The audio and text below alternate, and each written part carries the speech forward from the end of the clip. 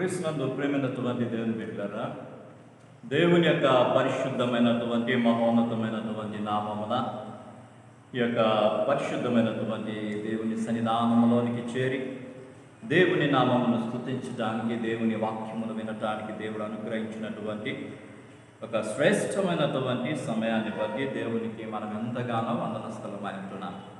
ప్రియమైనటువంటి వారులారా, అనేకమైనటువంటి అద్భుతమైనటువంటి వాక్యాలను మనం ధ్యానం చేస్తూనే ఉంచుదాం.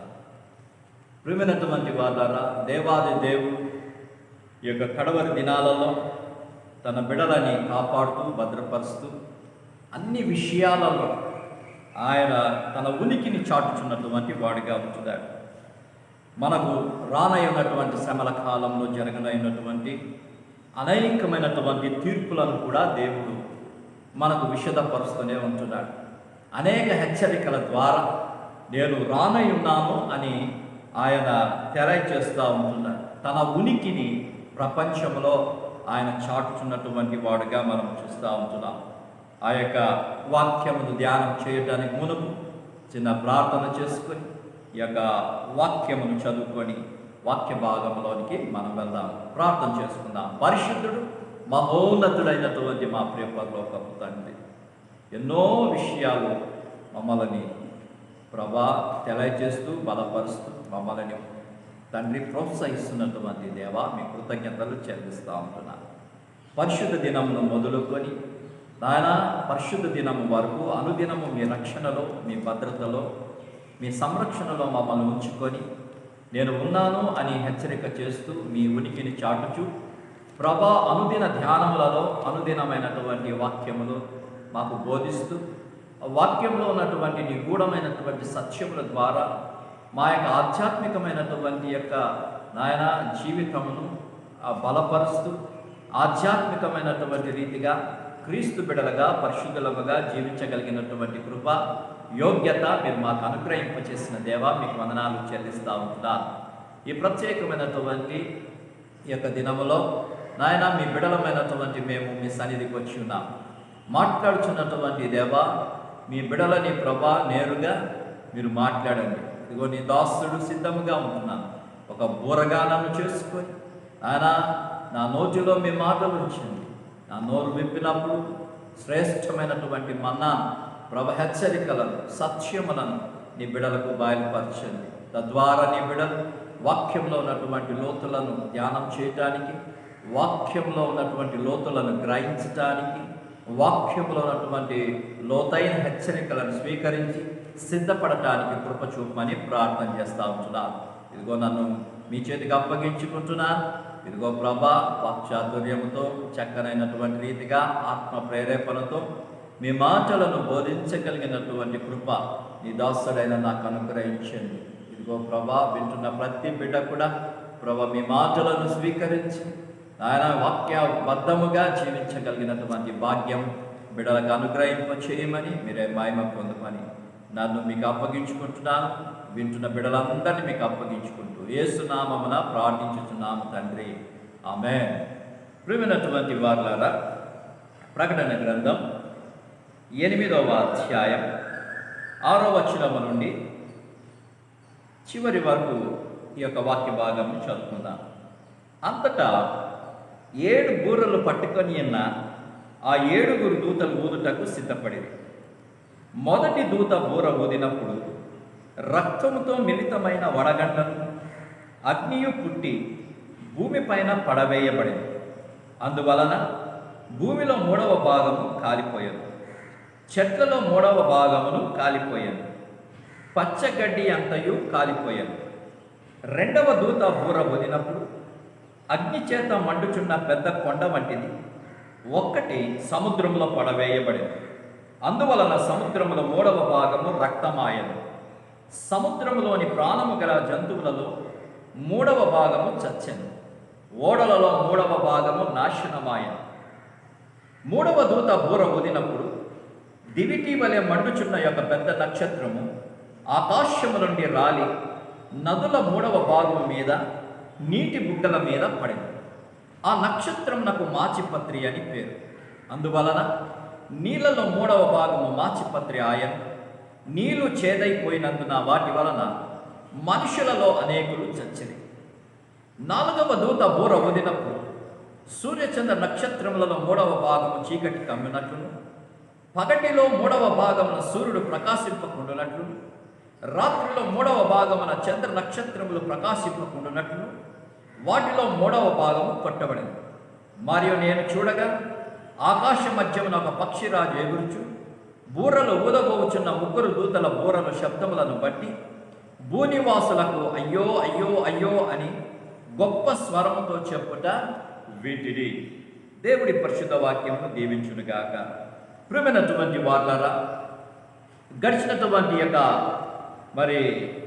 ఆ దినములలో అంత్యకాలంలో జరిగినటువంటి యొక్క తీర్పులలో ముద్రలను గురించినటువంటి 7 ముద్రలను గురించినటువంటి యొక్క వాక్యమును ధ్యానం చేసుకున్నాం. ఈ యొక్క సమయమున 7 ముద్రలు 7వ ముద్ర ఊదగానే బూరలు యొక్క శ్రమలు ప్రారంభమవుతాయి అన్నటువంటి మాటను మనం ధ్యానం చేశాం. ఇక్కడ బూరల యొక్క శ్రమలను మనం చూస్తున్నాం. 7 బూరల తీర్పు కాలంలో ఈ యొక్క భూనివాసులకు ప్రధానముగా అంత్యక్రీస్తు ఏ విధంగా ఆక్రోశానికి గురై ప్రజలందరినీ ఏ రీతిగా భయపెట్టాడో, లోపరుచుకున్నాడో, ఏ విధంగా వారిని నాశనము చేశాడో అవన్నిటిని కూడా మనం ధ్యానం చేశాం. కానీ ఈ 7 బూరల తీర్పు కాలంలోనైతే దేవుని యొక్క తీర్పు సరాసరి, అది మనుషుల మీదకి, ఇది సరాసరి భూమిపై కుమ్మరించబడుతున్నటువంటి మాటలు మనం చూస్తూ ఉంటున్నాం. ప్రియమైనటువంటి వార్లారా, మనుషులు సృష్టికర్తను మరచి సృష్టిని చెట్లను, జంతువులను ఆరాధించుచు ఉన్నటువంటి యొక్క రోజులలో మనం ఈరోజు జీవించుతున్నటువంటి వారంగా మనం ఉంటున్నట్టుగా చూస్తూ ఉంటున్నాం. రోమీలకు రాసినటువంటి పత్రికను ఒకసారి చూస్తాం. రోమ 1వ అధ్యాయం, రోమ 1వ అధ్యాయం 18వ వచనం నుండి చదువుతాం. దుర్నీతి చేత సత్యమును అడ్డగించు మనుషుల యొక్క సమస్త భక్తిహీనత మీదను దుర్నీతి మీదను దేవుని కోపము పరలోకము నుండి బయలుపరచబడుచున్నది. ఎందుకనగా దేవుని గూర్చి తెలియ శక్యమైనదేదో అది వారి మధ్య విషదమైనది, దేవుడు అది వారికి విషదపరిచెను. ఆయన అదృశ్య లక్షణములు అనగా ఆయన నిత్యశక్తియు దేవత్వమును జగదుత్పత్తి మొదలుకొని సృష్టింపబడిన వస్తువులను ఆలోచించుట వలన తేటపడుచున్నవి కనుక వారు నిరతులై ఉన్నారు. మరియు వారు దేవుని ఎరిగి ఆయనను దేవునిగా మహిమపరచలేదు, కృతజ్ఞతాస్తుతులు చెల్లింపను లేదు, కానీ తమ వాదముల యందు వ్యర్థులయ్యారు. వారి అవివేక హృదయము అంధకారమాయను, తాము జ్ఞానులమని చెప్పుకొనుచు బుద్ధిహీనులయ్యారు. వారు అక్షయుడకు దేవుని మహిమను క్షయముగా మనుషుల యొక్కయు, పక్షుల యొక్కయు, చతుష్పాద జంతువుల యొక్కయు, పురుగుల యొక్కయు ప్రతిమా స్వరూపముగా మార్చిరి. ఈ హేతు చేత వారు తమ హృదయముల దురాశలను అనుసరించి తమ శరీరములలో పరస్పరము అవమానపరుచుకున్నట్లు దేవుడు వారిని అపవిత్రతకు అప్పగించెను అన్నటువంటి మాటను చూస్తూ ఉంటున్నాం. దేవుడు ఈ భూమిని ఆయన సృష్టించినప్పుడు మానవుని యొక్క నిమిత్తమై, మానవునికి సహాయకారిగా, మానవుడు అందులో క్షేమముగా జీవించుట నిమిత్తమై చేసినటువంటి సృష్టి యావత్తును కూడా ఈ యొక్క సృష్టిని వాళ్ళు ఏం చేస్తున్నారంటే మనుషుల యొక్క, పక్షుల యొక్కయు, చతుష్పాద జంతువుల యొక్కయు, పురుగుల యొక్కయు దేవుని యొక్క మహిమను వారు ప్రతిరూపములుగా వారు చేసుకొని ఆరాధించుచున్నటువంటి యొక్క స్థితులను మనం చూస్తూ ఉంటాం. అంటే మనుష్యుని ప్రాణము కంటే జంతువుల యొక్క ప్రాణానికి ఎక్కువ విలువ ఇచ్చినటువంటి యొక్క ఆ పరిస్థితులను మనం చూస్తున్నాం.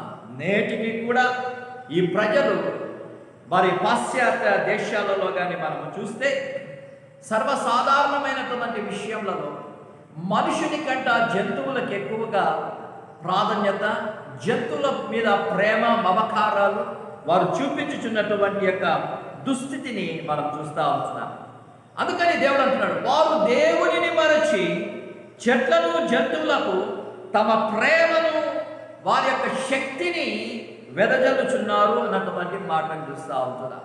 ప్రేమైనటువంటి వాళ్ళ మనిషికి ఆరాధ్యంగా మారినటువంటి ప్రకృతిని లేదా ఆ సృష్టిని దేవుడు ఈ యొక్క బూరల సమయంలో బూరలు ఊదగా వాటినన్నిటినీ కూడా ఆయన విచ్ఛిన్నం చేయటానికి ఈ యొక్క బూరల యొక్క తీర్పు యొక్క ఉద్దేశ్యమై ఉన్నది అన్నది మనం గ్రహించాలి. సో ఈ 7 దూతలు బూరలు పట్టుకొని వారు సిద్ధముగా ఉన్నట్టుగా లేఖన భాగంలో చూస్తున్నాం. 6వ వచనంలో అంటాడు, ప్రకటన 8:6, అంతటా 7 బూరలు పట్టుకొని ఉన్న ఆ 7 దూతలు ఊదుటకు సిద్ధపడిరి అన్నటువంటి మాట. ముద్రలు అయిపోయాయి. ముద్రల శిక్ష భయంకరమైనటువంటి శిక్ష. అపవాది వారి యొక్క స్వాధీనంలోనికి ఈ యొక్క మరి మనుషులందరినీ తీసుకొని వారు చేయనటువంటి అనేకమైనటువంటి యొక్క దుర్మార్గమైనటువంటి పనులన్నిటినీ కూడా చేశారు. సో వారి ఆధీనంలోనికి మనుషులను తీసుకున్నప్పుడు వాడు ఎలా చెప్తే అలాగా మరి మనుషులందరూ కూడా వారి యొక్క మాట వింటున్నప్పుడు దేవుడు ఏం చేస్తున్నాడంటే వారు ఏదైతే పనులు చేస్తున్నారో ఆ పనులకు ఎదుట ఉన్నటువంటి యొక్క క్రియలన్నిటినీ లేకపోతే సృష్టి యావత్తును కూడా ఆయన మరి తొలగించడానికి సిద్ధపడినట్టుగా ఇక్కడ చూస్తూ ఉన్నాం. ఈ యొక్క ముద్రలు 2 విభాగాలుగా విభజించబడినట్లుగా మనం చూస్తూ ఉంటున్నాం. ప్రేమైన వాళ్ళ ధ్యానం చేసుకున్నటువంటి 2 విభాగాలు. మొదట 5 ఒక ఎత్తు అయితే ఆఖరి 2 విభాగాలు ఒక ఎత్తుగా ఉన్నట్టుగా చూస్తున్నాం. అదే రీతిగా కూడా ఇక్కడ బూరలు కూడా అదే రీతిగానే కూడా ఉంటున్నాయి. 2 విభాగాలుగా ఉంటున్నాయి. మొదటి 4 ఒక గుంపుగా చూడొచ్చు, మరి చివరి యొక్క 3 కూడా ఒక గుంపుగా మనం చూడొచ్చు. కానీ ముద్రలలో 6-7 ముద్రలు చాలా ప్రత్యేకమైనటువంటి మరి యొక్క ప్రత్యేకతను సంతరించుకున్నట్లుగానే ఈ యొక్క బూరలు కూడా ఒక ప్రత్యేకత 6-7 ఒక ప్రత్యేకతను సంతరించుకున్నట్లుగా మనం గమనించాలి. చాలా జాగ్రత్తగా ఈ బూరలను మరి యొక్క ధ్యానం చేస్తున్న సమయంలో బూరల యొక్క మరి స్థితిగతులను చాలా జాగ్రత్తగా ధ్యానం చేస్తాం. బూరలు ఊదుచున్నప్పుడు జరగదై ఉన్నటువంటి ఆ తీర్పుల యొక్క ఆ సంఘటనలు ఏమై ఉంటున్నాయో చాలా జాగ్రత్తగా గమనించాలి. ఈ వినాశనములు చాలా మట్టుకు కూడా మనం గమనిస్తే ఐగుప్తు యొక్క తెగలను పోలి ఉన్నట్లుగా చూస్తూ ఉంటున్నాం.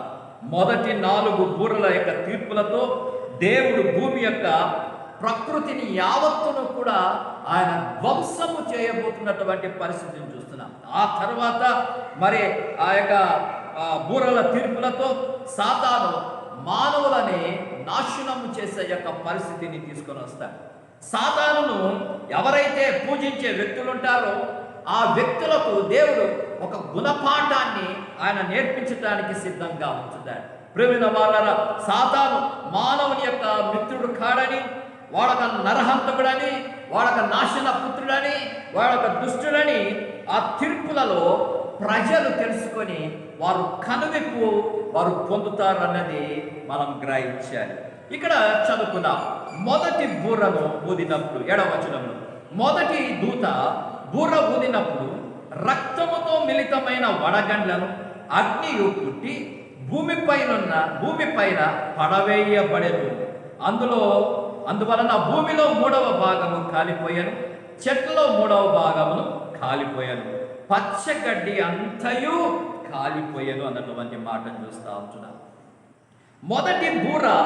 మొదటి దూత బూర ఊదినప్పుడు రక్తముతో కలిసినటువంటి వడగండ్లు అక్కడ పడినట్లుగా మనం గమనించాం.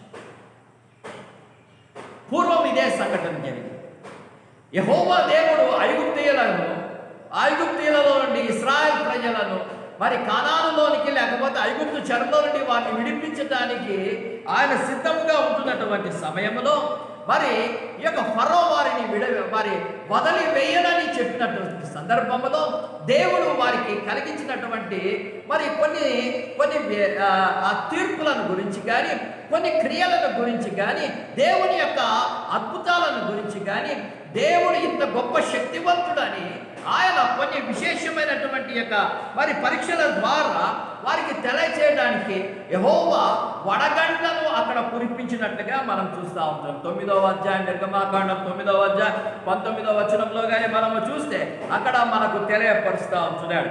తర్వాత ప్రభునటువంటి వాళ్ళ పాపము యొక్క మరి పట్టణములైనటువంటి సొదొమ గొమొర్రా అనేకమైనటువంటి యొక్క పాపముతో, అనేకమైనటువంటి యొక్క మరి లోకంలో ఉన్నటువంటి అన్ని యొక్క మరి దేవునికి వ్యతిరేకమైనటువంటి క్రియలన్నీ కూడా కలిగినటువంటి యొక్క సొదొమ గొమొర్రా నువ్వు దేవుడు ఏ రీతిగా అగ్ని చేత దాన్ని దహించి వేశాడో ఆదికాండం 19వ అధ్యాయం 24వ వచనములో మనము దీనిని గమనించాడు. ప్రేమైనటువంటి వారరా, ఇక్కడ కూడా భూమి మీద అగ్ని వడగండ్లను ఆయన కురిపించబోతున్నాడు ఆఖరి సమయం. ఆ రోజు ఎలా మరి ఆయన తన ఉనికిని చాటుకున్నాడో, ఆయన ఈ యొక్క పాపం మీద ఏ రీతిగా తన యొక్క కోపాన్ని, తన యొక్క ఉగ్రతను ఆయన చూపించాడో, తన యొక్క మరి యొక్క ఉక్రోషాన్ని ఆయన చూపించాడో, అదే రీతిగా ఈ యొక్క ఆఖరి దూత ఊదిన మొదటి దూత బూర్ర ఊదినప్పుడు జరగనైనటువంటి యొక్క సంభవాలను మనం చూడబోతున్నాం. అగ్ని వడగండ్లను ఆయన కురిపించబోతున్నట్టుగా చూస్తూ ఉంటున్నాం. యోబేలు గ్రంథంలో కానీ మనము చూస్తే 2వ అధ్యాయంలో, యోబేలు గ్రంథము 2వ అధ్యాయంలో కానీ మనము గమనించినట్లయితే అక్కడ చాలా విషయాలు ఆయన తెలియచేస్తూ ఉంటున్నాడు. సో ప్రేమైనటువంటి వాళ్ళ యోబేలు 2వ అధ్యాయము 30వ వచనములో చూద్దాం. చూడండి, 2వ అధ్యాయం 30వ వచనం. యోబేలు 2వ అధ్యాయము 30వ వచనం. యెహోవా యొక్క భయము భయంకరమైన ఆ మహాదినము రాకముందు సూర్యుడు తేజోహీనుడగును, చంద్రుడు రక్తవర్ణమగును. యెహోవా సెలవిచ్చినట్టు సియోను కొండ మీదను యెరూషలేములోను తప్పించుకొనిన వారందరూ శేషించిన వారిలో యెహోవా పిలుచు వారు కనబడుదురు. ఆ దినమున యెహోవా నామమును బట్టి ఆయనకు ప్రార్థన చేయు వారందరూ రక్షింపబడుదురు అన్నటువంటి మాట. ఆ మహాదినము రాకముందు అన్నటువంటి మాట చూస్తున్నాం. ఆకాశమందును భూమి యందును ఆ మహత్కార్యములను అనగా రక్తమును, అగ్నిని, ధూపమును, ఆ యొక్క స్తంభములను ఆయన కనపరుచుతున్నటువంటి వాడుగా చూస్తూ ఉంటున్నాం. యోబేలు యొక్క ప్రవచనం ప్రకారముగా ఒక గొప్ప నాశనము అది జరుగుతుంది అన్నది మనం గమనించాలి. సో ఈ తీర్పు ఫలితముగా భూమి మరి అంతం కాదు, కానీ ప్రియమైనటువంటి వాళ్ళరా, భూమి మీద 3వ భాగము ఏమైపోతుందంట, కొంత భాగము కాలిపోతుంది అన్నటువంటి మాట చూస్తాం. భూమి అంతా కాదు, 3వ భాగము మాత్రమే అది కాలిపోతుంది. మిగిలినటువంటి భాగం మీద దేవుని యొక్క ప్రసన్నత ఉన్నది అన్నది గుర్తుపెట్టుకోవాలి. ప్రియమైనటువంటి వాళ్ళరా, ఈ యొక్క క్లియర్గా ఇక్కడ చెప్పుచున్నటువంటి మాటను మనం గమనించాలి. చెట్లలో 3వ భాగము కాలిపోవటం వలన పండ్లు, ధాన్యము, ఆకుకూరలు ఇవన్నీ కూడా కాలిపోతాయి. ఆక్సిజన్ ఉండదు, ఆహారం ఉండదు, పశువులకు కావలసినటువంటి దానా ఉండదు, మనుషులకు కావలసినటువంటి ఆహార పదార్థాలు ఉండవు. దానివలన ఆ యొక్క పంటలన్నీ కూడా పండలేనటువంటి యొక్క పరిస్థితులు ఆ ప్రాంతంలో ఉంటాయి. నీళ్లు ఉండవు. అలాంటి సమయంలో అక్కడ అనేకమైనటువంటి ఇబ్బందులు ప్రజలు ఎదుర్కొంటారు. చాలామంది ఆకలి బాధలతో చనిపోతున్నటువంటి పరిస్థితిని మనం చూస్తూ ఉంటాం. పాలు ఉండవు పిల్లలకి, ఆహారం ఉండదు మనుషులకి, దానా ఉండదు పశువులకి, పచ్చదనం అన్నది అక్కడ ఉండదు. సో ఆ రీతిగా ఆ యొక్క ప్రాంతం అంతా కూడా నాశనమైంది. ఇక్కడ చెట్లు అంటే అలంకార రీతిగా మనం చూసుకుంటే గన గొప్పవారు అన్నటువంటి మాటను మనం గమనించాం. దానియేలు గ్రంథంలో ఈ మాటను మనం చూస్తాం. దానియేలు చెట్లు అన్నీ కూడా నాశనమయ్యాయి అన్నటువంటి మాటను మనం చూస్తూ ఉంటున్నాం. దానియేలు 4వ అధ్యాయము 22వ వచనంలో చూద్దాం. 22. రాజా, ఆ చెట్టు నిన్ను సూచించుచున్నది, నీవు వృద్ధి పొంది మహాబలము గలవాడవైతివి. నీవు ప్రభావము వృద్ధి నొంది ఆకాశమంత ఎత్తయ్యను, నీ ప్రభుత్వము లోకమంతటా వ్యాపించి ఉన్నది. ప్రేమనటువంటి వాళ్ళరా, చెట్లు అంటే గొప్పవారుగా మనం ఇక్కడ గమనించవచ్చు. గడ్డి అంటే ఒక సామాన్యమైనటువంటి యొక్క ప్రజగా మనం చూడవచ్చు. 1 పేతురు 1వ అధ్యాయం 24వ వచనంలో, సర్వ శరీరు గడ్డిని పోలిన వారు, వారి అందమంతయు గడ్డి పువ్వు వలె ఉన్నది. గడ్డి ఎండును, దాని పువ్వును రాలును, అయితే ప్రభువు వాక్యము ఎల్లప్పుడూ నిలుచును. మీకు ప్రకటింపబడిన సువార్తే ఈ వాక్యము అనబడినటువంటి. గడ్డి అంటే సామాన్య ప్రజలు అన్నటువంటి మాట. 3వ భాగము కాలిపోవట అంటే మృగము యొక్క పాలన క్రింద ఎవరైతే ప్రజలు ఉంటారో, ఈ యొక్క సామాన్యులు కానీ, ఈ యొక్క సామంతులు కానీ, ఈ యొక్క రాజులు కానీ ఈ తీర్పుకు గురైపోయినటువంటి వారుగా ఉంటారు అన్నటువంటి మాట చూస్తా ఉన్నాం. 1891వ సంవత్సరమున ఆగస్టు 17వ దినమున కప్తాను దాస్ బాఫిన్స్ అనబడినటువంటి ఆ వ్యక్తి, ఆయన ఒకటి ఆ పరిశోధనలో తనకు కనిపించేది ఏంటంటే, అగాధములో 8 మైళ్ళ వరకు మంచు రక్తముగా ఉన్నది అన్నటువంటిది ఆయన పరిశోధనలో ఆయన గ్రహించి ఉంటున్నాడు. 8 మైళ్ళు లోపల ఒక మంచు ఉంటే ఆ మంచు 8 అది రక్తముగా ఉన్నట్లుగా, రక్తముతో కలిసినటువంటి మంచు అక్కడ ఉన్నట్లుగా అతడు గ్రహించాడు.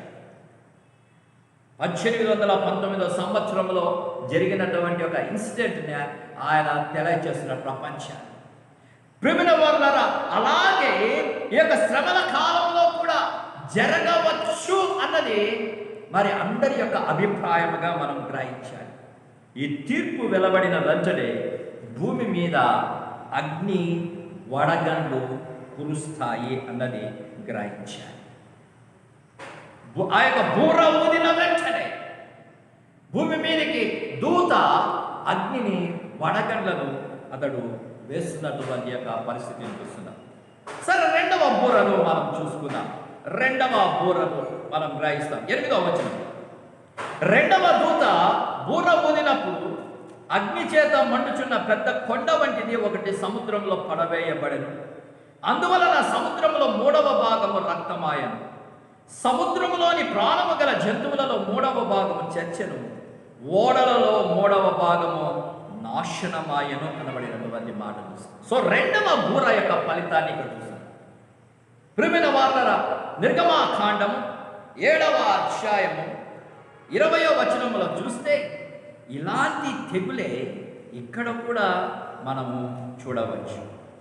నిర్గమాకాండం 7వ అధ్యాయం 20వ వచనంలో మనం చూద్దాం. చూడండి, యెహోవా ఆజ్ఞాపించినట్టు మోషే అహరోనులు చేసి, అతడు ఫరో ఎదుట అతని సేవకుల ఎదుటను తన కర్రను పైకెత్తి నీళ్లను పట్టగా ఏటి నీళ్ళనయు రక్తముగా మార్చబడెను. ఏటిలోని చేపలు చచ్చెను, ఏరు కంపు కొట్టెను అనబడినటువంటి మాటని ఇక్కడ చూస్తా ఉంటున్నాం. సో ప్రియమైన వారులారా, అగ్ని చేత మండుచున్నటువంటి ఒక పెద్ద కొండ వంటిది ఇక్కడ క్లియర్గా అంటున్నాడు. ఒకటి సముద్రంలో పడవేయబడినప్పుడు ఆ సముద్రం అంతా కూడా రక్తవర్ణమాయను అన్నది. దేవుడు కూడా ఆయన కార్యములు చేయటంలో సంసిద్ధుడు అన్నది మనకు నిర్గమాకాండం 7వ అధ్యాయం 20వ వచనములో తన భక్తుల చేత చేయించినటువంటి యొక్క కార్యములను మనం చూస్తూ ఉంటున్నాం. కానీ ఇది గమనించాలి, ఇది ఒక కొండ కాదు కానీ కొండ వంటిది అన్నటువంటి మాట. అందువలన ఇది మనము కానీ ఇప్పుడు దాన్ని గమనించినట్లయితే కొండ వంటిది ఏమిటి వెళ్ళి సముద్రంలో పడుతుంది అంటే, గమనిస్తే అంతరిక్షము నుండి మండుచున్నటువంటి పెద్ద అగ్ని గోళము అది అయి ఉండవచ్చు అన్నది మరి పెద్దల యొక్క అభిప్రాయంగా మనం గమనించవచ్చు. లేకపోతే ఈ యొక్క మరి ఎవరైతే వేదాంతులు ఉంటారో వారి యొక్క అభిప్రాయం కూడా అదే అయి ఉంటున్నట్టుగా చూస్తున్నారు. ఈ సముద్రము కూడా ఎలా, ఏ సముద్రం అంటే మధ్యధర సముద్రం అయి ఉంటుంది అని. ఎందుకంటే మహాసముద్రములు కాబట్టి. ప్రియమైనటువంటి వాళ్ళరా, మరొక అభిప్రాయం చూస్తే కొండ అంటే ఒక రాజ్యమునకు సూచిస్తున్నట్టుగా మనం చూస్తూ ఉంటున్నాం. ఇర్మియా గ్రంథం 51వ అధ్యాయం 25వ వచనములో చూస్తే ఆ రాజ్యము అన్నది బబులోనుకు సూచనగా ఉంటుంది. నాశన పర్వతము బబులోనుకు ఒక సూచనగా ఉంటున్నట్టుగా చూస్తూ ఉంటున్నారు. సో క్రీస్తు విరోధి పాలనలో ఒక రాజ్యం యొక్క పతనము అన్నది అక్కడ గమనిస్తుంది. ఏ యొక్క రాజ్యము క్రీస్తుకి అంగీకారముగా ఉంటుందో ఆ రాజ్యములన్నీ క్షేమముగా ఉంటాయి. ఏ యొక్క రాజ్యము క్రీస్తు విరోధికి అంగీకారములుగా ఉంటాయో అవి పతనమైపోతాయి.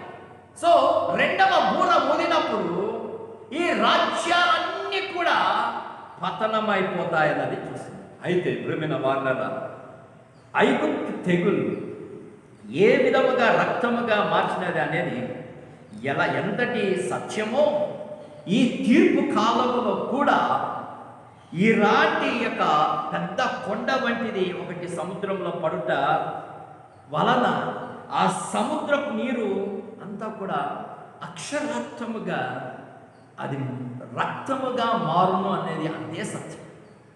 సో ఓడలు ఇక్కడ అంటున్నాడు, ఆ సమయంలో ఓడలు నాశనమగును అంటాడు. ఓడల్లో 3వ భాగము నాశనమాయను అంటున్నాడు. 1883లో క్రీస్తు శకము ఇండోనేషియాలో క్రకటోవా ద్వీపములో ఆ ద్వీపం అంతా కూడా ఏమైపోయిందంటే బ్లాస్ట్ అయిపోయింది. సో విచ్ఛిన్నమవుటచే ఆ యొక్క ప్రాంతంలో ఓడలన్నీ కూడా ఆ యొక్క అగ్నికి కాలిపోయాయి. సో అప్పుడు ఏర్పడినటువంటి ఆ యొక్క మహాశబ్దము వేల కొలది మైళ్ళ దూరం వరకు కూడా ఆ ప్రజలు ఆ శబ్దాన్ని విన్నట్టుగా మనకి వాక్యం మన చరిత్రలో మనం చూడవచ్చు.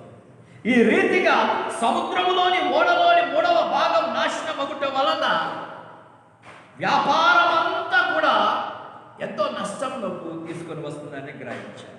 కాబట్టి ఇట్టి గొప్ప ఘోరమైన తీర్పు రాకముందే క్రీస్తుని అంగీకరించి ఆత్మరక్షణ పొందుట అది ఆశీర్వాదకరం అన్నది గ్రహించారు. సో ప్రియమైనటువంటి వాళ్ళ గుర్తుపెట్టుకోండి, నాశనం ఎక్కడి నుండి ఎక్కడికి వస్తుందో తెలియదు. ఏ బుర్ర ఊదినప్పుడు ఏం జరుగుతుందో అనేది క్లియర్గా తెలియజేస్తా ఉన్నారు. తర్వాత అంటున్నాడు, 3వ బూర ఊదినప్పుడు, 3వ దూత బూర ఊదినప్పుడు 10వ వచనం, దివిటి వలె మండుచున్న యొక్క పెద్ద నక్షత్రము ఆకాశము నుండి రాలి నదుల 3వ భాగం మీద నీటి బుగ్గల మీద పడెను అన్నటువంటి మాట చూస్తాను. ప్రియమైన వాళ్ళ నీటి బుగ్గల మీద పడెను. ఆ నక్షత్రమునకు మాచిపత్రి అని పేరు. అందువల్ల నీళ్ళలో 3వ భాగము మాచిపత్రి ఆయను. నీళ్లు చేదైపోయినందున వాటి వలన మనుషులలో అనేకులు చచ్చి. ఒక పెద్ద నక్షత్రము ఆకాశం నుండి రాలి నదుల 3వ భాగము మీద నీటి బుగ్గల మీద పడుకును. ఆ యొక్క నక్షత్రముకు మాచిపత్రి అని పేరుగా చూస్తారు. గ్రీకులలో మాచిపత్రి అన్నటువంటి పదాన్ని తెలుగులో కానీ గమనిస్తే ఒక చేదైన విషపు తార అన్నది దాని అర్థం. సో నదులలో విషము పడుట వలన మనుషులలో అనేకులు కూడా ఆ యొక్క నీటిని తాగి చనిపోయే యొక్క పరిస్థితి చాలా మంది ఉంటున్నట్టుగా చూస్తారు. విషపు నీరు భూమిలో ఇంకిపోవటం వలన ఆ యొక్క బావులలోనూ ఆ యొక్క బోర్లలోనూ ఎక్కడ త్రవ్వినా కూడా ఆ నీటి బుగ్గలన్నీ కూడా చేదుగా మారిపోయాయి. ఇది మొదటిదిగా గమనించాలి. రెండవదిగా గమనిస్తే ఆ యొక్క త్రాగు నీటిలో ఆయా దేశాలలో ఆయా రాజ్యాలు మరి బొటాబినస్ అన్నటువంటి యొక్క టాక్సిన్స్ అనబడినటువంటి యొక్క విష పదార్థాలు, రసాయన పదార్థాలను అవి నీటిలో ఉండటము అన్నది చూస్తారు. ఎందుకంటే ఇక్కడ ఏ యొక్క నక్షత్రం అయితే రాలి పడుతున్నదో ఆ యొక్క తాకిడికి ఈ యొక్క విషము అంతా కూడా అది విషమైపోయాయి అన్నది చూస్తున్నారు. మార్చి పత్రి అంటే దాంట్లో గమనించండి, బొటాబినస్ అని, టాక్సిన్స్ అని అనేక రసాయన పదార్థాల యొక్క కలయిక ద్వారా అదంతా కూడా విషమయం అయిపోయింది అన్నట్టుగా మనం గమనించాలి.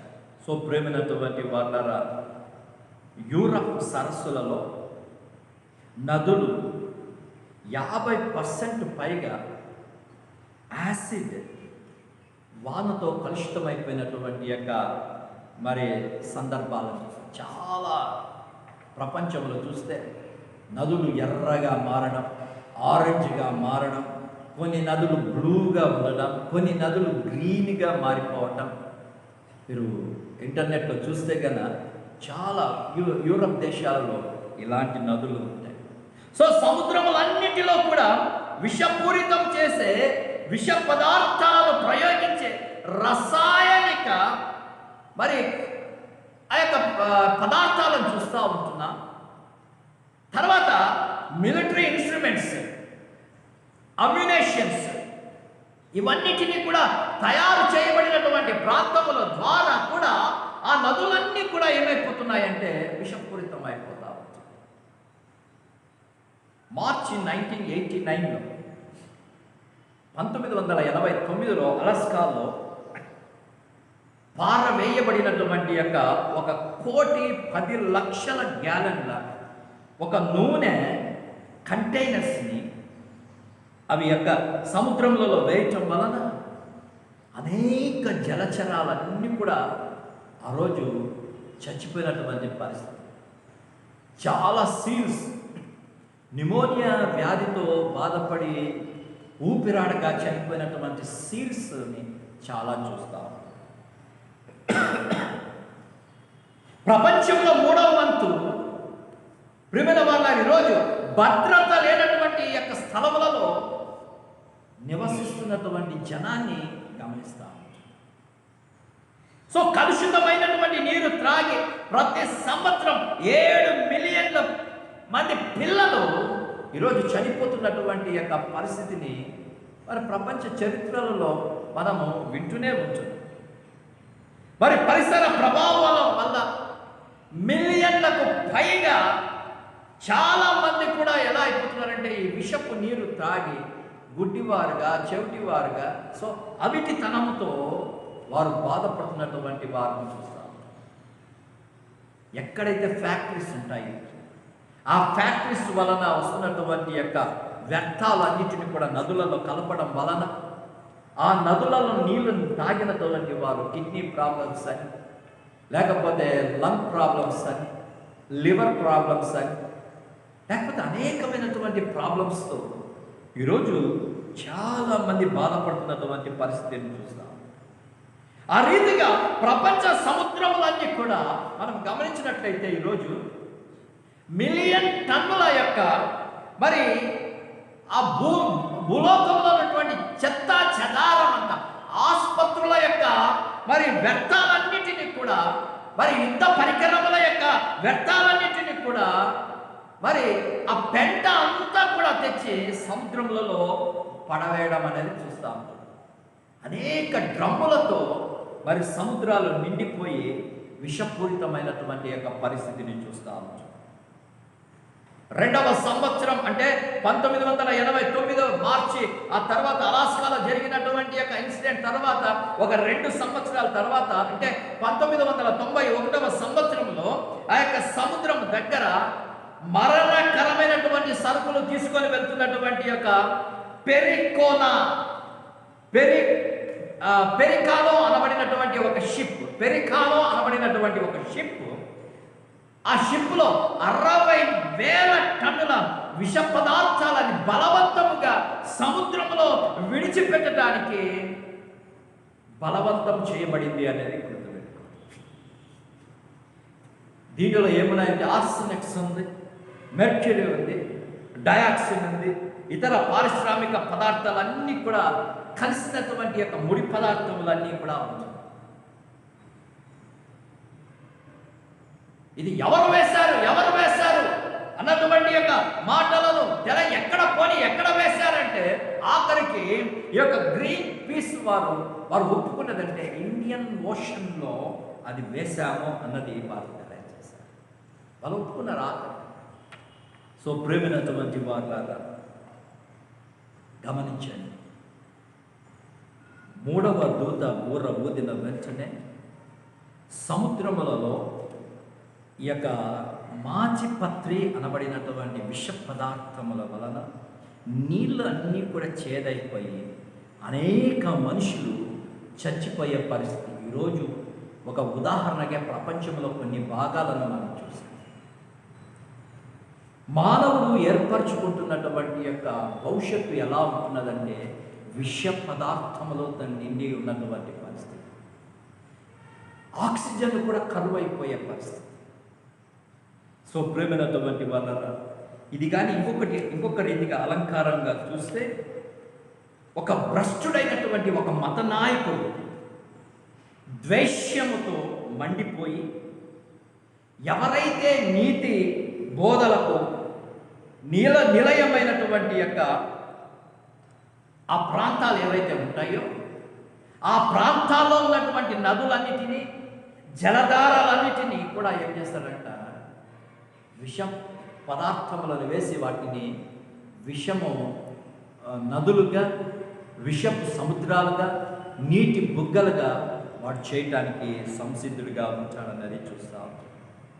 ప్రేమైనటువంటి వాళ్ళ గుర్తుపెట్టుకోండి, ఆఖరి దినాలలో మనుషుల మీదకి ప్రేమలు చల్లారిపోతాయి. ఒకడు తన యొక్క స్వార్థ చిత్తముతో వాడు ఏం చేయాలంటే మనుషులను తను లోపరుచుకోవటానికి సిద్ధపడతాడు. లోబడనొల్లనటువంటి యొక్క పరిస్థితులలో వారిని ఏ రీతిగా అయినా చంపివేయాలి, నాశనం చేయాలన్నటువంటి తత్వముతో విషప్రయోగం చేసి అనేకులను చంపడానికి సిద్ధపడతాడు. గుర్తుపెట్టుకోండి, ఇది మూడవ బూర యొక్క పరిస్థితి. నాలుగవ యొక్క దూత బూర ఊదినప్పుడు 12వ వచనం, సూర్య చంద్ర నక్షత్రములలో మూడవ భాగము చీకటి కమ్మునట్లును, పగటిలో మూడవ భాగమున సూర్యుడు ప్రకాశింపకుండునట్లును, రాత్రిలో మూడవ భాగమున చంద్ర నక్షత్రములు ప్రకాశింపకుండునట్లును వాటిలో మూడవ భాగము కొట్టబడెను అన్నటువంటి మాట చూస్తాం. నాలుగవ దూత బూర ఊదినప్పుడు సూర్య చంద్ర నక్షత్రములలో మూడవ భాగం అంతా కూడా చీకటి కమ్మినట్టుగా చూస్తాం. ఇది చారిత్రాత్మకమైనటువంటి సత్యము అనేది మనం గుర్తుపెట్టుకోవాలి. దేవుని యొక్క తీర్పు ఫలితములు ఎలా ఉంటాయంటే, ఐగుప్తులో 3 దినములు ఏ రీతిగా చీకటి కమ్మి ఉన్నదో మనకు తెలుసు. యేసుక్రీస్తు మరణించినప్పుడు ఏ రీతిగా 3 యొక్క గంటలు ఏ రీతిగా చీకటి కమ్మిందో మనకు తెలుసు. ఇక్కడ చూడండి, సూర్య చంద్ర నక్షత్రములు కలిగినటువంటి మూడవ భాగము ప్రాంతమంతా కూడా చీకటి కమ్మినట్టుగా చూస్తాం. ఈ శ్రమలలో చీకటి క్రమటను కూర్చి అనేక ప్రవచనాలు మనం చూస్తాం. మొదటి దూర బూద ఊదినప్పుడు భూమికి దెబ్బ పడింది. రెండవ దూత బూర ఊదినప్పుడు సముద్రమునకు దెబ్బ పడింది. మూడవ దూత బూర ఊదినప్పుడు నదులు జలధారాలకు దెబ్బ పడింది.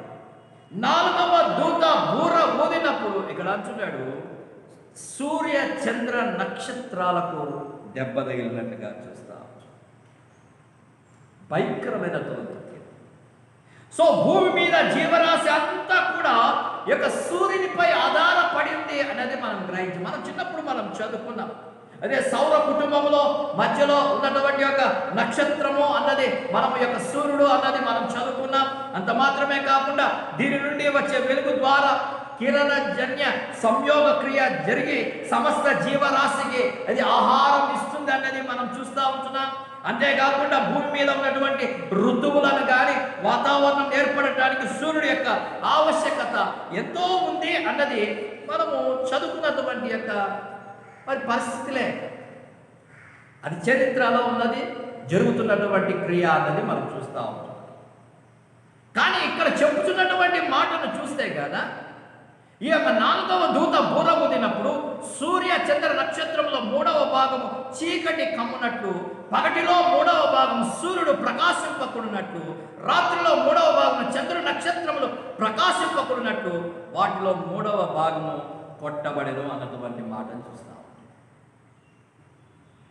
ఈరోజు ప్రపంచమంతా కూడా ఏం చేస్తుందంటే, ఈ రీతిగా సూర్యచంద్రాలు నక్షత్రాలు మరి పోతే పరిస్థితి ఏంటి అని ఏం చేస్తుందంటే, హైడ్రోజన్ అటామిక్ సెంటర్స్లో మరి ఆ యొక్క విలీనతలో హైడ్రోజన్ అటామిక్ మరి రియాక్టర్స్ ద్వారా న్యూక్లియర్ ఫ్యూజన్ని ద్వారా వారు ఏం చేస్తారంటే హీలియంను మరి తయారు చేసి, ఆ హీలియం ద్వారా సూర్యునిలో ఎంత శక్తి అట్లా దాని ద్వారా ప్రపంచంను ఆ యొక్క వేడిని తీసుకుని వస్తున్నటువంటి పరిస్థితి. సో ప్రియమైన వారులారా, దీని ద్వారా భూమి మీద ఒక గొప్ప శక్తిని విడుదల చేస్తూ భూమిని నడిపిస్తున్నటువంటి పరిస్థితిని చూస్తాం. దీనిని బట్టి ఈ యొక్క ప్రజలు సూర్యుని సృష్టించినటువంటి దేవుని మర్చిపోయి ఎంతోమంది ప్రజలు నేడు ఈ సూర్య నమస్కారములతో ప్రకృతిని ఆరాధనకు వారు పాల్పడుతూ ఉన్నటువంటి ప్రజలు చాలామందిని చూస్తారు. అందుకని దేవుడు అంటున్నాడు, ఆయన ఆగ్రహించి తన ఉనికిని చాటుటకే ఈ సూర్యుని కొట్టడానికి ఆ ఫలితముగా భూమి మీద చీకటిని మరి కమ్మ చేయటానికి ఈ యొక్క 4వ బూర యొక్క తీర్పు ఉద్దేశమైనట్టుగా మనం గ్రహించాలి. సూర్యుడు ఎప్పుడైతే వెళ్ళిపోతాడో చంద్రునికి వెలుగు ఉంటుంది. కాబట్టి ఆ చంద్ర నక్షత్రాలు కూడా అవి కూడా అంతరించిపోతాయి. దానికి వెలుగు ఉండదు, స్వయం ప్రకాశం కాదు కాబట్టి దానికి వెలుగు ఉండవు. అవి కూడా వెలుగు లేకుండా వాటిని చేసుకుంటాయి.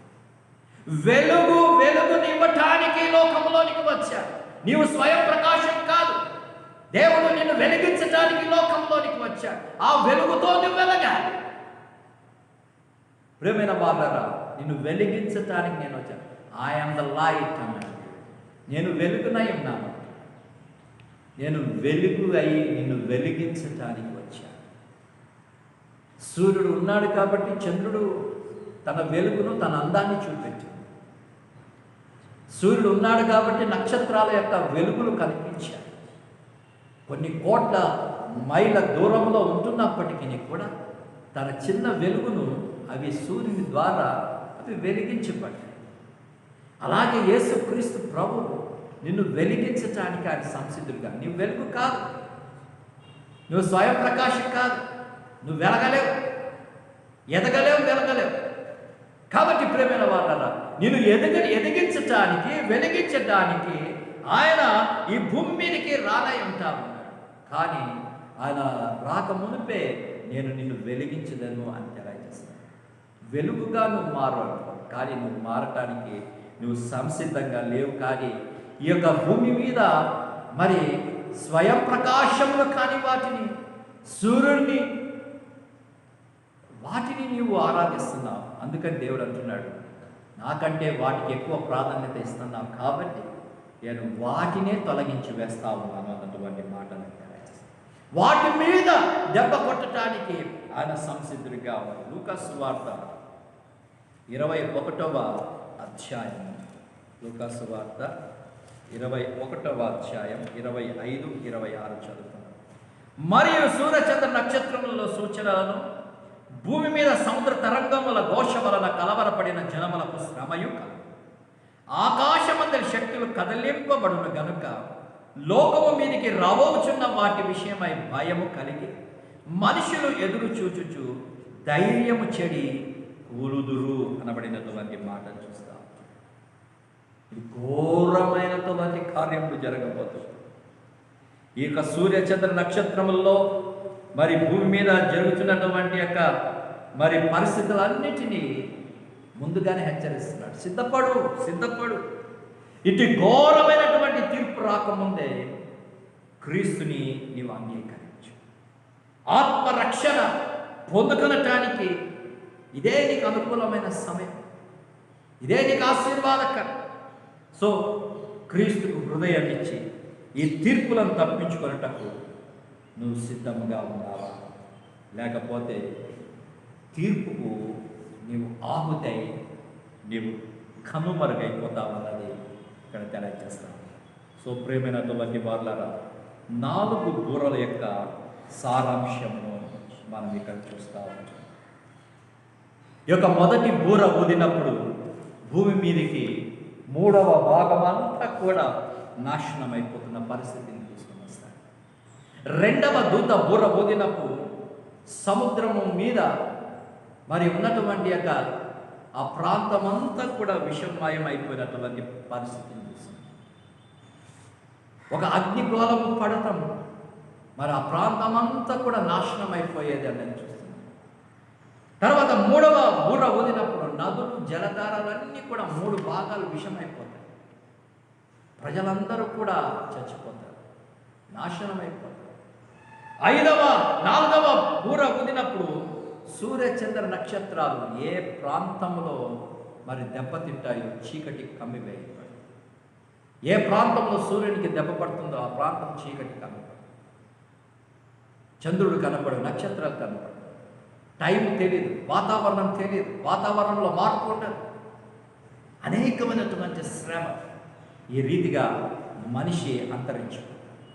ఈ ప్రాంతం అంతా ఎక్కడ సంభవిస్తుందంటే, ఎవరైతే దేవునికి అంగీకారంగా జీవించారో, ఎవడైతే క్రీస్తు విరోధికి మరి శిష్యులుగా ఉంటారో, ఆరాధిస్తారో, ఎక్కడైతే క్రీస్తుని అంగీకరించినటువంటి యొక్క ప్రాంతాలు ఉంటాయో, క్రీస్తుకు వ్యతిరేకంగా జీవించుతున్నటువంటి ప్రాంతాలు ఉంటాయో, ఆ ప్రాంతముల మీద పడునటువంటి ఒక గొప్ప శిక్ష అన్నది ఇక్కడ తెలియజేస్తుంది. కాబట్టి ప్రేమైన వారులారా, దీనికన్నా మునిపే సంఘం ఎత్తబడుతుందని గుర్తుపెట్టుకోవాలి. దీనికన్నా మునిపే యేసు ప్రభు ఈ లోకంలోనికి ఆయన రాబోతున్నాడు, సంఘమును ఎత్తుకొని పోతున్నాడు. ఎత్తబడే గుంపులోనే ఉండాలి. పరలోకమునకు ఆయన పిలిచినప్పుడు నువ్వు వెళ్ళిపోవాలి. ఎత్తబడటానికి నువ్వు సిద్ధంగా ఉన్నావు. ఆయన ఎప్పుడైతే సంఘమును పిలుచుకుంటాడో, సంఘం ఎప్పుడైతే ఎత్తబడుతుందో, ఈ యొక్క శ్రమల కాలపు తీర్పులు ప్రారంభం. ఈ తీర్పులలో ఉండటం కంటే చావటము అది మేలు అన్నటువంటి మాట. కానీ ఆ సమయంలో చావు కూడా నీ దగ్గరికి రాదు అన్నది వాక్యం తెలియజేస్తుంది. నువ్వు చావును కోరుకోవడానికి నువ్వు ఇష్టపడతావు, కోరుకుంటావు, నాకు చావు వస్తే బాగుంటుందని. కానీ చావు నీ దగ్గరికి కూడా రాదు అన్నది, నీ ఛాయలకు చావు రాదన్నది గమనించాలి. సో ప్రేమైన వాళ్ళ అంత్యకాలంలో జరిగినటువంటి మహాభయంకరమైనటువంటి పరిస్థితులు ఏవైతే ఉంటున్నాయో, ఈ యొక్క ప్రకటన గ్రంథం 8వ అధ్యాయం, ఈ యొక్క అధ్యాయం అంతా చదివితే 4 బూరల యొక్క విశిష్టతను ఆయన తెలియజేస్తారు. దాని గురించినటువంటి అంశాలు మీకు తెలియజేశారు. కాబట్టి సిద్ధపడి దేవునినే స్వంత రక్షకుడిగా అంగీకరించి ఆయనను స్వీకరించి ఆశీర్వాదములు పరిశుద్ధాత్మ దేవుడికి సహాయం చేయగా. పరిశుద్ధుడు మహోన్నతుడైనటువంటి మా ప్రేమ పరలోకపు తండ్రి, మీ ఘనమైనటువంటి పాదములకు వందనములు, స్తుతులు, స్తోత్రాలు చెల్లిస్తాం. శ్రమల కాలముల యొక్క తీర్పులను గురించినటువంటి యొక్క ధ్యానములు చేస్తున్నప్పుడు ఎన్నో విషయాలు ప్రభా మాకు అవగతం చేస్తూ ఉంటున్నాను. మీ తండ్రి ఆలోచనలు నా తండ్రి మాకు కలగచేసి అనేకమైనటువంటి లోతైన సత్యములను మాకు బయలుపరుస్తాం. సంభవించుచున్నటువంటి పరిస్థితులను చూస్తున్నాం, సంభవింపబోచున్నటువంటి పరిస్థితులను కూడా మేము జ్ఞాపకం చేసుకుంటున్నాం. ప్రభా, ఆ భయంకరమైనటువంటి దినాలకు మేము పాత్రలు కాకుండా ఎత్తబడే గుంపులో మేము ఉండటానికి కొరకు చూడండి. వింటున్న ప్రతి బిడ్డని మీరు హెచ్చరించాలి. సిద్ధపాటు కలగచేయండి. సిద్ధపరచండి. సిద్ధపాటును నాయన ప్రతి బిడ్డకు అనుగ్రహించండి. వాక్యము పట్ల శ్రద్ధ కలిగి దేవుని యొక్క భయభక్తులు విశ్వాస సహితమైన జీవితం జీవిస్తూ నా తండ్రివైన దేవ నాయన మీతో అంటుకట్టబడటానికి సహాయం చేయండి. మీలో ఎదిగి ఫలించడానికి సహాయం చేయండి. లోకంలో ఉన్న వాటి విషయమును ఆలోచన చేయక నేను ఏమి చేయాలి, సంఘము నేనేం చేయాలి, సమాజానికి నేను చేయాలి, వాటి విషయం ప్రక్కన పెట్టి నాయన మీ పాదములను పట్టుకొని మీలో ఎదగగలిగినటువంటి కృపను అనుగ్రహించండి. ప్రభా ఎన్నో విషయాలు లోతైనటువంటి యొక్క తండ్రి నిగూఢమైనటువంటి సత్యములు కలిగినటువంటి వాక్యము నాయన ఊరికనే చదవక వాక్యమును ధ్యానం చేయటంలో ఉన్నటువంటి సత్యములను నీ బిడలకు బయలుపరచండి. ఇదిగో తండ్రి ఈ బూరల యొక్క 4 బూరల యొక్క నా తండ్రి ఆ తీర్పులను మేము చూసినప్పుడు ఎన్నో విషయాలు మీరు మాకు తయారు చేశారు. వాటి వలన మేము నా తండ్రి ఆయా ఒక భయము మాలో వచ్చింది. ఆ భయము నుండి మమ్మల్ని విముక్తులు చేసి సిద్ధపరిచి నాయన సంసిద్ధులైనటువంటి వారంగా మీ రాకడను ప్రభా ఎదుర్కోగలిగినటువంటి యొక్క ధైర్యము కంటే ఎత్తబడే గుంపులో మేము కూడా పాలిభాగస్తులుగా ఉండగలిగినటువంటి భాగ్యాన్ని మా అందరికీ అనుగ్రహింప చేయమని నా తండ్రి ఈ యొక్క వాక్యమును మీరు గట్టి ఫలింప చేయండి. విన్న ప్రతి బిడని మీ ఆత్మతో సంధించి మీరే మహిమ పొందమని ఆశీర్వదించమని స్తుతియు మహిమ ఘనత ప్రభావములను మీకు ఆరోపించుకుంటూ యేసు పరిశుద్ధ నామమున ప్రార్థించి వేడుకొంచున్న మా పరమ తండ్రి ఆమేన్. పరలోకమందున్న మా తండ్రి నీ నామం పరిశుద్ధపరచబడును గాక, నీ రాజ్యము వచ్చును గాక, నీ చిత్తము పరలోకమందు నెరవేర్చున్నట్టు భూమి యందును నెరవేరును గాక. మా అనుదినాహారం నేడు మాకు దయచేయండి. మా రుణస్థులను మేము క్షమించిన ప్రకారం మా రుణములను క్షమించు. మమ్మల్ని శోధనలోనికి తేక దుష్టుల నుండి మమ్మల్ని తప్పించు. ఎందుకనగా రాజ్యం బల మహిమ నిరంతరం నీవై ఉన్నావు తండ్రి. ఆమేన్. తండ్రి కుమార పరిశుద్ధాత్మక త్రియేక దేవుని అన్యోన్య సహవాసం ఇక ఉన్నటువంటి మనకును వాక్యం వింటున్నటువంటి ప్రతి బిడ్డకును ఇప్పుడు ఎల్లప్పుడు సదా ఆయన తోడాయండి. అత్యధికమైనటువంటి కృపలలో మనల్ని నింపి భద్రపరిచి క్షేమాన్ని అనుగ్రహింపచేసి దీవించును గాక. ఆమేన్.